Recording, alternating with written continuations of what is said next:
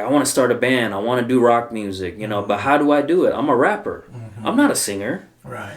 I don't scream. I don't do those things, but I still want to make it happen. Right. And bands like Linkin Park or POD, those bands really made me like, oh, they rap, but they still do rock music. Right.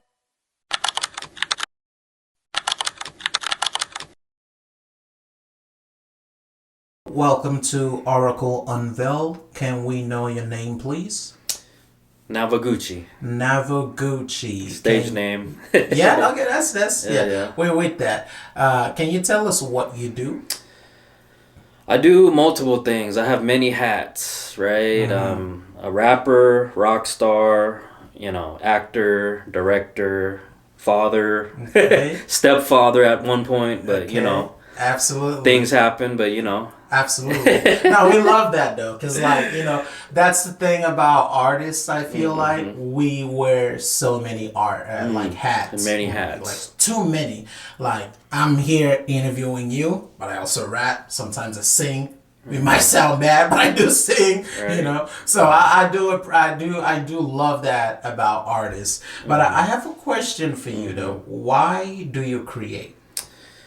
Man, it started at a young age, man. I grew up reading comic books and Spider-Man, X-Men, and I was like, man, this is amazing, and I started drawing in the beginning, as early as first grade, second grade, I want to draw Spider-Man, I want to draw Hulk, and, I just always had that creativity in me. I always knew that since the beginning, so. Okay. Can you tell me something you are most excited for this year with your creation, like the things you're working on and you're excited about it? Oh yeah, definitely, man. So I have my rock band Terms of Use, and we just dropped our EP like last November, and we dropped the music video last October. So now we're trying to transition to shows and tours and everything. So. Y'all just did a very successful show last year. How did that come about?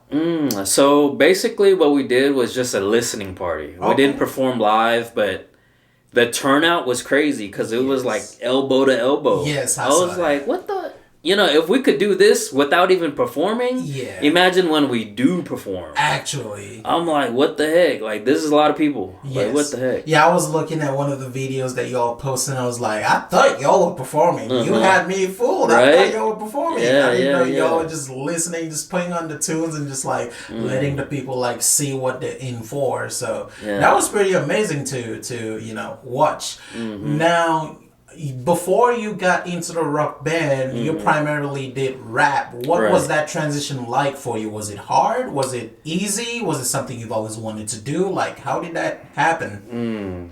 So, it's honestly one of the hardest things I've ever done. Because the rap stuff, it's so in and out. It's so easy to do rap. It's just, you're in the studio, the beat's sometimes already made, so you're in the studio for an hour and then you're out, So the rock stuff, I started back in 2018, believe it or not. Because I just released the rock stuff and people are like, one day you just decided to do rock? Like, nah, I've been on this journey for about like 6-7 years. It's been a long journey and it's been hard, really hard. Because I've had a lot of no's before I got a lot of yeses. And so my guitarist slash, one of my good friends, Kyle, he was by my side the whole time. So he was really the one who just stuck by me for the last like 7 years and just stuck by me. And, there's a lot of different puzzle pieces you got to like fit into it. And just... I've met, I'm 31 now. I've met a lot of musicians, a lot of drummers, guitarists, singers. I've met everything now. So I was always like, hey, let's collab. Hey, let's do something. And I got a lot of no's, or I got a lot of, yes, let's work. But when the time came, like nothing came into fruition. It was always just like a, just nothing came out of it. So makes sense. I mean, a lot of people in the creative space, for lack of better words, are kind of flaky. So I can understand. Yeah, people in general flaky. Right. So. Right. I get that. So in the spirit of that, I am curious. Has there ever been a time you did not feel welcome in a space where people didn't make you feel welcome in like the creative space? In terms of like the artists I've met in the past, it's always been like a barrier sometimes. Like I'm a rapper, right? This is before I had my rock band going on, and before we took it off with this last album, I had a lot of just, you just feel this, not necessarily tension, but the wall. You feel the wall in between, like I'm on this side, they're on that side. And it's a sense of, the same thing I was saying earlier, like, let's work, right? Or let's do this and that. And sometimes these other bands around here, they're not looking for a rapper. They're looking for a singer. Right. So right now, my job is really tough, or my job was tough before, trying to pitch myself to these other bands. And these bands were always like, oh, we're not looking for that. We're not looking for a rapper. Or, a lot of them will say, I don't have time, or this and that going on. And it was kind of hurtful just because I got a lot of no's in the past. Gotcha. But now I have a full band.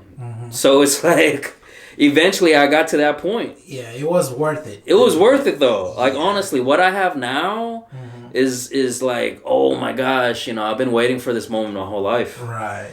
It's just so much easier and it flows so much more better, basically. Yeah. What this one guy told me one time is you'll get 100 no's before you get that one yes. Yes. And so I've been through a lot of no's during this process. And the one yes is basically just changing everything. Exactly. Right now. Yeah, exactly. I could understand that.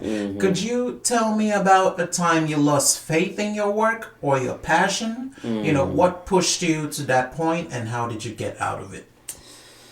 Man, like I said again earlier, the no's, it hurt. Honestly, it hurt. I'm just like, what am I doing wrong? Am I not good enough? Am I not? What is it? The rap? Is it what do you want me to do? Sing? What do I have to do to win you over? Right. To these other bands? Because, I grew up listening to like, heavy metal and screamo and bands like that and rap at the same time, and it's just, always what I wanted to do as a teenager. Like, I want to start a band. I want to do rock music, but how do I do it? I'm a rapper. I'm not a singer. Right. I don't scream. I don't do those things, but, I still want to make it happen, right. And bands like Linkin Park or POD, those bands really made me like, oh, they rap, but they still do rock music. Right. Well, I want to do that too. Right. What do I have to do to win these guys over? But right now, with the way music is, with bands and stuff, new metal has come back. People are reinvesting into Deftones and Linkin Park and all those old bands now because of Instagram and Reels and TikTok. It's keeping it alive, bro. I'm just like, man, those were back in my day. Right. Now these like youngins are like, oh, Linkin Park, oh, Deftones, oh, these bands. And I'm like, wow, like it's really made a comeback. Right. And that kind of gives you a segue to where you're like, I could insert myself back into this space. Back into this space. So that makes a whole lot So of right sense. now I'm literally at the right time, right moment situation for me. Okay. That sounds good. I mean, I am really, really looking forward to see what you do with, this opportunity that you've gotten. And like with the, the space and like the tools and resources you have in your fingertips. So I'm really looking forward to see what all you do with that. I am curious again, do you think your art should comfort people or challenge them? That's a good question. A lot of our songs on our newest EP that we dropped last November came with a lot of pain, a lot of suffering. Literally, I lost one of my best friends last October, literally Halloween night. He took his own life. Damn. He came for our music video premiere, and our EP premiere was about to happen. He took his own life, and that hurt me so bad. This is literally the coldest winter I've ever had. Right. Not just like literally, but like emotionally, spiritually. Like I lost one of my best friends. Right. And I knew he would have been there for our longevity and journey and everything, but he was always there for me. And just feeling that pain is just like, it's just like crazy. It's just even last year, you know, we lost somebody close to us, and it's just been one of those journeys to where it's like they're still with us throughout the journey that we're gonna continue to go on. Damn, that's really tough, man. Like, so like you're saying you incorporated the way that felt into the music to where it should be more comforting to the people that listen to it, and they could understand it would be better. Yeah, man. So I lost a few good guys with suicide and mental illness, and just I even myself, I go through it. We all go through it. Right. And, you know, with the music that we're putting out as of recently, and what we're going to try to do in the future, is just to focus on not just, you know, men's mental health, but mental health in general. Right. Because it's a thing that's not really talked about too much, and not really a lot of mainstream covers too much. But in our music, you know, I grew up listening to a lot of Eminem too. He focused on a lot of, like, you know, personal issues and personal battles. Right. Versus, you know, the mainstream, you know, hip hop or rap or whatever you want to call it. They don't, you know, they glamorize in the, you know, money and everything else, but, you know, the intellectual side and the everyday life and the side that people don't really see, we want to cover as well. That makes a lot of sense, man. And it's, you know, it's sometimes we get so lost in the muck of like the life of, like, just, you know, surface level stuff all the time. Exactly. And it's, I face mean, value. Yeah, it's easier to do that though, to be honest. Like, I mean, facing your feelings, facing your demons, it's a terrifying thing, which is why, you know, we get lost in the surface level connections and surface level talks. It's not necessarily because we don't want to, you know, be real, but sometimes it takes a band like yours, people like you, to make that connection not look as impossible as we make it in our mind. Because some of us are like, damn, if I really have to sit down and think about this feeling or sit with these demons, it's gonna consume me. Exactly. So, but, you know, a band like yours, it kind of makes it easier to be like, oh, okay, these are people that are going through the exact same thing that I'm going through. Listening to them makes me feel like somebody else understands what I'm going through, even if I can't find someone in my immediate environment or in my home that understands, somebody else somewhere does. And that sometimes that might not be all you need, but it's something compared to having nothing, but nobody to listen to, nobody to talk to, or feel like nobody understands where you're coming from or going. You know? So that things like what your band is doing, it's really inspiring, and it's something that you know, like I said, I'm really looking forward to seeing more from Terms of Use. That's exactly, yeah. Terms of Use with the Z. Yes, really looking forward to that. What emotion do you think is the hardest for you to portray in music? Like pain, love, you know, anger. Like, what emotion is it for you that's the hardest to bring to life? The hardest, like I said again, just well, the music that we make is more emotional. It's not so much of the glamour and just, hey, look at me, I'm the shit. It's more of the, hey, this is what I go through on a day-to-day basis. That, I feel like people would respect it more because it's real. It touches, we want to make music that touch base with the people, not just the, hey, look at me, I'm an artist, I'm a this and that. And, you know, we want to get closer to the crowd, you know, instead of the crowd being like, oh, look at them, they got it all figured out. I don't always have it all figured out. Right. Sometimes I'm wrong. Sometimes I still need to learn. Sometimes I'm always learning. I'm 31 and I'm still learning. Right. You know? At 18, you think, oh, I graduated high school, I think I know it all. Nah, there's a lot to learn. Right. And one of my teachers from high school told me this. You're still going to learn throughout your 20s, your 30s, your 40s, your 50s, and onward. It's just, endless learning. Right. About yourself, about others, about the world, about everything. That kind of feels like that's what all of human experience is, just learning. I mean, it makes me wonder, like, what are we learning for, though? Like, like we're just learning to learn? But, I mean, I get it's like, you're learning till the day you die. Right, so it's right. like, what? But why? You know? Exactly. It don't make too much sense. At the same time, it does, because what you learn helps you be a better person. You know, it helps you be a better being. Right. But, you know, it's... one would hope that you know at some point you would know everything there is to know, exactly. or at least specific to you. But you know, it doesn't always pan out that way. Like you will see a 9-year-old talking about, oh, I wish I was a better father to you. I'm learning how to be a better dad. You're 90, bro. Like what are we talking? So that's, you know, that whole just human life being an entire learning experience is just, it's such a unique topic that you know at some point, like something we probably should like dig into and be like, what's with that, you know, because there's got to be a cap to it. Like is there ever a point of like enlightenment where you're like, I arrived, or is it just like an endless journey of just that, you know? But I have another question. Your art has a lot to do with vulnerability.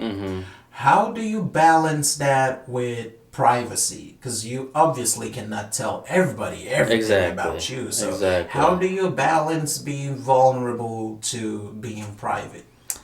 So in our music, we kind of try to be general about things and try to be like, how can we relate to everybody? Instead of just, hey, my specific story or my specific what I went through. And I feel like it's not fair to everybody. Right. But we all have this one thing in common. We go through shit. Right. And it's not like everybody's life is perfect. My life is not perfect. Absolutely. Even though some people say like, oh man, you got this going on. You got the band going on. You got the movie stuff going on. You're perfect. I'm like, no. You got it all wrong, brother. You know, maybe what I present to the table is like, you know, cool. Yeah. I still go through the same shit you do, brother. Right. But to the fact that they only see that I put the good stuff out on social media, they think that my life is perfect. Yeah. But it's not. Yeah, it is almost superficial the way social media makes us live. Exactly. Because, you know, there is no room to showcase the downs. Exactly. Everybody only wants to showcase the highs, exactly. the good, and what makes them look better. Exactly. And then, like, say you go to someone's page, all you see is just bought a new car, just bought a new house, just did this, just did that. It doesn't tell you how much suffering took into buying the house, how much, you know, you gotta save money. Yeah, sleepless nights went to getting a car, or where were you sleeping before you bought the house? Exactly. None of that stuff is shown. It's only boom, house, boom, car, boom, another set of keys, and it's like that's all people see. So it's kind of like a highlight of only the good stuff and not so much the real, and that kind of sucks because, you know, it doesn't put things into real perspective as it should. How do you handle the downtime with no musics, no music and show? Like, what do you do in between? No music and shows. Well, right now we're in that position of practicing and trying to get ready for shows. So that's really what's going on right now. Okay. Most definitely. And like in the meantime, we do have like music videos ready that we're about to shoot, and so we're getting ready for that stuff. Okay. Merchandise. T-shirts, hoodies, hats, beanies. We're getting other stuff ready for you guys, you know, and yeah. So it's a lot of getting ready and planning and execution in between, you know, everything else. Exactly. That makes perfect sense. How do you measure success beyond numbers, streams, or plaques? Like, what do you deem successful? So everybody has a different answer for that. Right. Me personally, if I accomplish something personally for I have to, how should I put this? If I'm doing it for me and I'm satisfied with it, I'm good. I'm good with that. So you know, successful basically. I'm successful in a way of, did I change that person's perspective in life? Did I make him, instead of negative, positive? That's my success. Right. For sure. Because I've lost friends to suicide. I've lost friends to, just, now that I've lost friends to suicide, it just shows me that, man, we're not all good. Right. And we're not always 100%. Right. And the fact that if I could change somebody's life through my song or my lyrics or my words, I've accomplished something. Right. That's it. I feel that. If that's a good measurement of success to me. To me, fuck the money. Right. Fuck the fame. By this point, if I turned your life around through our music, I've succeeded. Right. And like, if you were feeling suicidal yesterday, you listen to our music today, and you've changed your life around because of that, I'm good. That's really incredible, man. Like, 'cause not a lot of people view success that way. We have people number chasing. We have people money chasing, fame chasing. It's not so much about the impact to other people as much as it is about the impact to themselves. They want to change their lives, which it's okay to change your life. It's okay to want better for yourself. But if in the process of trying to gain better for yourself, you are ruining other people's lives, that's not really, that's not a good exchange. Exactly. I have another question. Do you ever have a fear of being misunderstood through your work? Like, all the time, man. All the time. So basically, I've been misunderstood my whole life. So it's nothing new to me. So I've been misunderstood, and even with like the rock stuff now, people think, oh, he's transitioning to rock because he can't make it as a rapper. No, I've always wanted to do this shit. I've always wanted to express this other side of me that I haven't been able to express in my early 20s or throughout my 20s. I'm 31 now. And I'm finally taking off with the rock stuff. For some other people, it was easier, but my journey was like harder, longer. Whatever reason, it's out now. I accomplished what I needed to do. So, being misunderstood, it's even me talking about emotions and stuff. It's just one of those things that I'm gonna be misunderstood for sure by somebody that's rocking with me or by somebody who's not rocking with me. I'm gonna be misunderstood by somebody. Comes with the territory. It comes with the territory. That makes a lot of sense. Yeah. Now, if somebody listening to you right now who's never heard of Terms of Use and they wanted to go listen, what is one song you would tell them to definitely pay attention to? So we have a song called Hourglass. We dropped it as a single last year.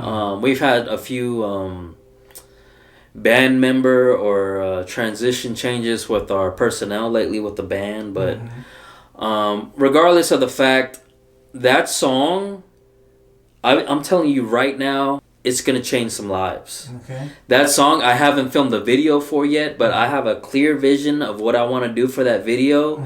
And it's going to move mountains. It's going to change lives. Right.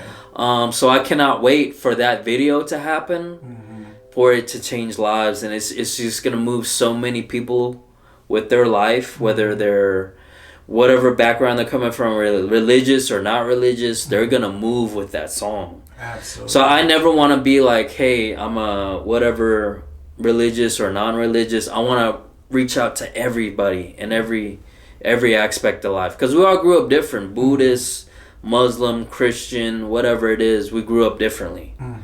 So I want to reach everybody. Makes sense. That makes a lot of sense. I know you recently transitioned from hip-hop and rap into nu metal. Can you tell me how you feel about the hip-hop scene? So yeah, I started this journey when I was 13. I recorded my first rap song when I was 13, and I kind of went cold turkey for a long time until I was 20. That's when I really like kicked into gear, my rap career again, and everything took off. Just the local Dallas, I'm talking from my experience, the local Dallas community has let me down, for sure. How so? In a sense of, I look out for them, but they don't so much look out for me. And it's just how should I say this? People in general are grimy, but when it comes to rappers, it's just, one of those stereotypes of them, but it's like, I wouldn't say every rapper. So I'd say like 80% of them, you know, hip hop and rap, it's just, they're just in it for themselves. They're in it for their own image. They're in it for their personal gain. You know, I put them on a show, they won't put me on a show. They'll be like, hey, like and share my video, but they won't do the same for me. Or they'll be like, when in my early 20s, I was on Twitter more actively. So on Instagram, Twitter, they'd follow you, you'd follow back, but then they'd unfollow you right away. Yeah, that's a bit childish. You know what I'm saying? Yeah, man. It's just childish. The way it's I've kind of seen it in a bad light. I'm just like, you rappers out here are just in it for yourselves. So in that sense, it kind of made me put a bad taste in my mouth.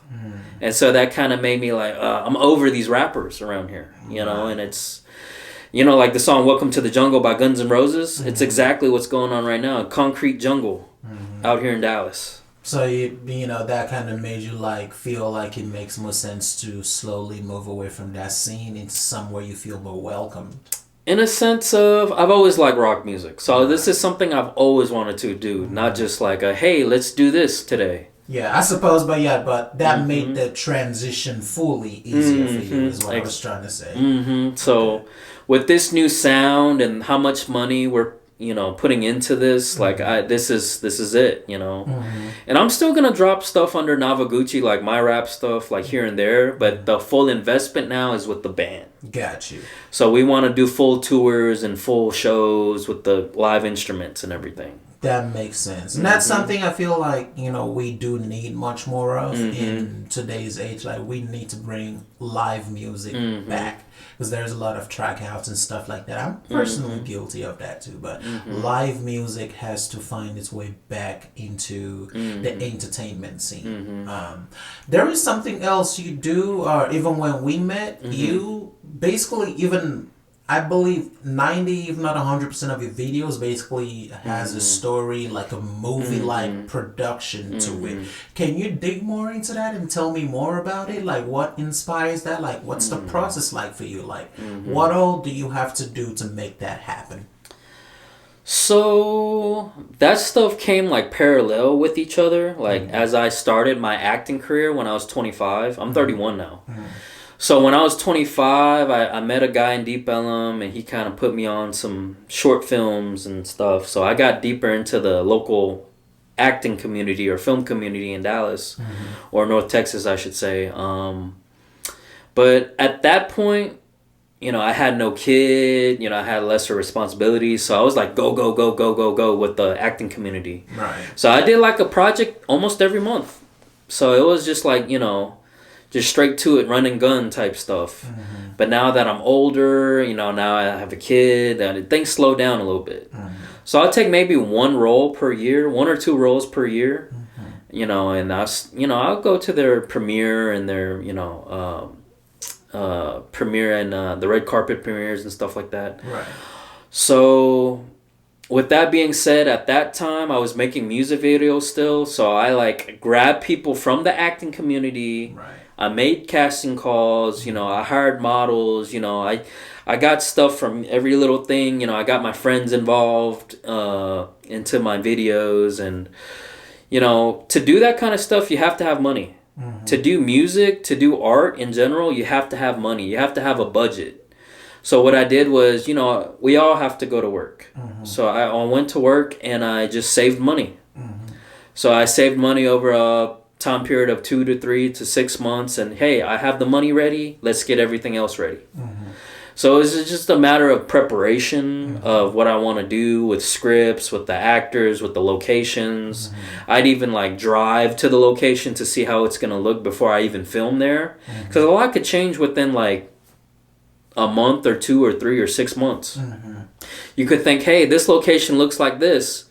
And then you go to the location, and now there's bushes and trees covering what you needed to do. Right. So now comes film day, and now you're screwed because you didn't check it out like 2 weeks before. Right. Or hey, I think I'm gonna film here, but you didn't check it out for like 6 months, and now it's all muddy. Right. Or hey, you know, I want to film at this location, and now they've changed it. Now it's been remodeled. Right. So scoping out basically and lots of preparation. lots of preparation to this Before stuff. anything gets as successful as it does. You've always also had like a talent of bringing so many people together. Like your video shoots usually have minimum 50 people at a time. Like, how do you manage that? Because there's so many. It's hard to get 2 people in a room. How do you do 50? Like, so it's just like a wedding. Your wedding is a big day, right? So I view my music video like a big day. If you invite 20 people, you want 20 people to show up, you're going to invite 40 people because half of the people are going to cancel. You already know that's a given. Like, sometimes half the people don't show up to work. Right. So it's always like, oh, you know, something happened with my car, or it's a medical emergency, or my kid, or something's going to come up. It's just the way it is. So you always want to overbook these things. You want 100 people to show up, you better invite 200 people. You know, you better like give them a reason to come. And you know, my Bad Out of Hell video that came out 2021, 22, you know, it was based off of the movie From Dusk Till Dawn. So basically that gave some people, hey, I love movies. I love that movie in particular. And he's making a music video based off of that movie. That makes me want to schedule off of work. That makes me want to drop everything that I do and show up to Navogucci's music video. Right. You have to have that catcher for people to be like, hey, I really want to go to this. Something that basically connects back to the audience. Exactly. That's clever. That's really clever. I mean, a lot of people in different ways try to do that, but they always either miss the mark or it just doesn't work out. So that's quite smart. You know, if you can consciously think of it and make it happen in that way, trying to give people a connection and then ensuring and checking up on them up until the day. So that's clever. Yeah, I've even had other people say, hey, Eric or Navogucci, could you direct my next video? Could you help out with my next video? I need you to be my second pair of eyes for this video. I've been offered that, but you know, that comes in their budget, in their pocket. You know, it's not going to come from my pocket because I invest into myself, you know, because, you know, it's my video. I'm going to invest into it. It makes sense. So if these guys want that extra oomph or that extra production, that extra, you want the models, you want the guns, that's going to be out of their pocket. That makes sense. So with that being said, I'm down to do it. It's just whenever they're ready to do it, I'll be there. Makes sense. So I'm curious, do you believe in God and why? Yes, I do believe in God. So I grew up Buddhist. I transitioned to Christianity probably like when I was 12. My mom actually took me to, you know, I'm from Laos, or I should say my ethnicity is Laotian. We're right next to Vietnam and Thailand and everything. We're majority Buddhist, you know, over there, but over here we actually had a Laotian church, Christianity church, I should say, and my mom took me as a kid. And so it wasn't until my early 20s I got back into church. I was in church, you know, middle school, high school, but then I fell off. In my early 20s I went back to church and I got closer to God. I say the closest I've ever been. I got baptized and everything, and we're super close, and then just I kind of drifted away a little bit. Gotcha. I want to find my way back eventually. Makes sense. Do you think that Christianity and Buddhism has similarities, or are they completely different things? Because I don't know a lot about Buddhism. Like, you know, so you are probably the very first Buddhist I've ever had an actual conversation with, or you were, I should say. Like, I've always wanted to know, because I've spoken to a lot of Muslims before, and I've always compared, you know, the similarities, because I'm working on a theory of like the universal body itself and how the beliefs got fractured. So you might be the closest answer I would get. Like, is Christianity and Buddhism similar, or is it very different? At a surface level, so I grew up in Buddhism, and I was like cut off at a very early age, right before I turned 12. From the experiences I've had, and from the philosophy, and from what I've gotten from it, it's like, you know, kind of like, you do good, receive good. Mm-hmm. To whereas Christianity, it's not just that. Christianity is believing in Jesus, and it makes you a good person, Mm-hmm. but it doesn't get you into heaven. You have to believe in Jesus wholeheartedly. And when it comes to that, when you become one with Christ, you become a good person. Right. And so with that, you do enter the gates of heaven. Now, Buddhism, it's more of like nirvana and like a spiritual thing, and it's like I don't know too much about Buddhism to elaborate more on that. Gotcha. But that makes sense. In a Christian aspect, I grew up more in Christianity Then Buddhism as a whole, then Buddhism. makes sense. Makes sense. I've always just been intrigued. It is something I do need to make some research into, and hopefully I get some enlightenment with that. Not because I'm trying to make any changes, but I'm usually a naturally curious person. I always want to know just to know, if that makes sense. I have a different question, not exactly the same depending on how you look at it, but what do you want out of life? Like, what are you trying to get out of it? Is it like a riches, being comfortable, family? Like, what do you want out of it? So I've heard from bigger famous people, like through interviews I've seen on YouTube or whatever. Fame is not always a good thing. Fame can also come with bad territory. It can jeopardize your personal life. It could jeopardize your children. There's a lot of bad and cons to fame. It's not just always everything's perfect. Not always. So to me, as long as I have a daughter now, she's 2.5. As long as she's good, I'm good. Makes sense. And my other family too, my sister, my niece, and everything, my nephew. Right. As long as if I do become famous, famous people take the hardest hit. They take the hardest hit of them all. Your life is no longer what it used to be. You're now more vulnerable to the world. Your personal life and privacy is now gone. All of those stuff is just for the whole world to see now. So in a sense of if I'm more okay financially than famous, I'm good. Right. I have a house. I could pay my bills. I could send my daughter to certain academies or certain special programs like that. That if I have that, I'm good. Right. Fuck the fame. Right. I mean, it's always I feel like a lot of us, that's really what we're looking for. We're just looking for a balanced life. For the most part. But there's different tiers to fame, right? Absolutely. There's like, okay, if I walked into a mall, nobody would care. But if Eminem walked into a mall, he'd have a whole mob chase him and let me have an autograph, let me have a picture, let me have give me my attention. Versus somebody who's at a lower tier of fame, like Yellow Wolf, right?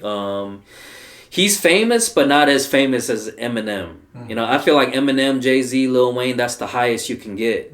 Or J. Cole or whoever, those guys. Versus like, a smaller tier than them. I want to get famous if I'm going to make the revenue, if I'm going to make the money for that.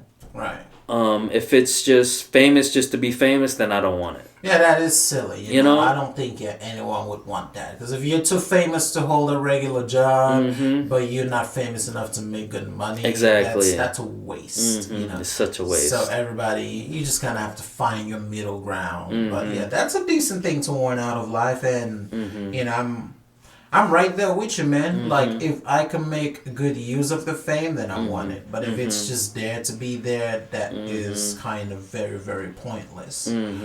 All right, Navogucci, I really, really appreciate you coming in, sitting here and talking with me on Oracle Unveiled. I can't wait to, hear more from you and what you got coming for us in the future. But thank you. I appreciate you, brother. Of course. Yeah.